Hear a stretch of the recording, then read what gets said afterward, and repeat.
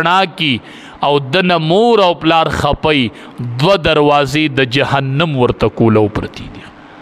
او چې سبا پې رڼا وخیږي او مور او پلار ته خوشحالي 2 دروازې د جنت ورته کولو پرتی دي. بچو دا یوازې امی او ابو نه دي دا یوازې امی او ابو نه دي دا د جنت 2 دروازې دي.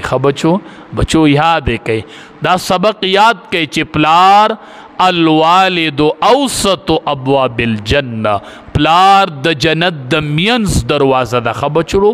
نبی علیہ السلام وی فإن شئت فأزع ذلك نور استا خوخه ده نو کو دا دروازه ځای کوي او احفظه او کو ځان له محفوظ ساتي دا د جنت د مینس دروازه ده پدی بده الله جنت ته داخلي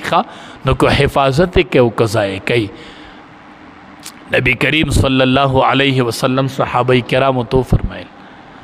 صحابه کرامو ته وی څوک دا غواړي چې د مور او پلار سره په قبر کې احسان وکړي چې مور او پلار مړی او دی په قبر کې ور سره احسان وکړي څوک دا غواړي وی او وی څه طریقه ده وی چې مور او پلار دی مړی او ته وایي چې زه سره په قبر کې احسان وکړم نو د مور او پلار د دوستانو سره ښه سلوک شروع ستا د پلار دوست څوک د هغه سره ښه سلوک کوه دا د پلار سره په قبر کې احسان دا د پلار سره په قبر کې احسان او دا د الله رحم دی چې وی چا نه والدین وفات شوي نافرمانه دې ته نافرمانه پاتې شوي ته خفتلی دی اوس فکر کوي نو څه به کوي علما وی دا دعا دی کوي چې رب ارحمهما کما ربیانی صغیرا هغې دپاره د دعاګانې غواړي یا الله په هغې دواړو رحم وکړې ربه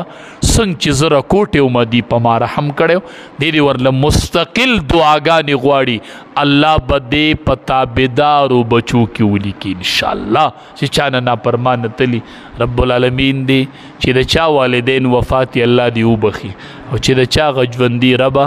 دراز عمر ورله ورکړې ربه مونږ نه یې چرته خفه نه کړې ربه مونږ باندې همیشه د والدینو د رضا یو سوری قایم دایم وساتې ربه پلار مور زمونږ سوری دی ربه دا سوري مونږ نه مه اوچتوه ربه دا کورونو کې د جنت دروازې دی ربه دا دروازې رانه مه اوچتوه ربه دوی له دراز عمر ورکړي سره د روغ صحت و آخر دعوانا ان الحمدلله.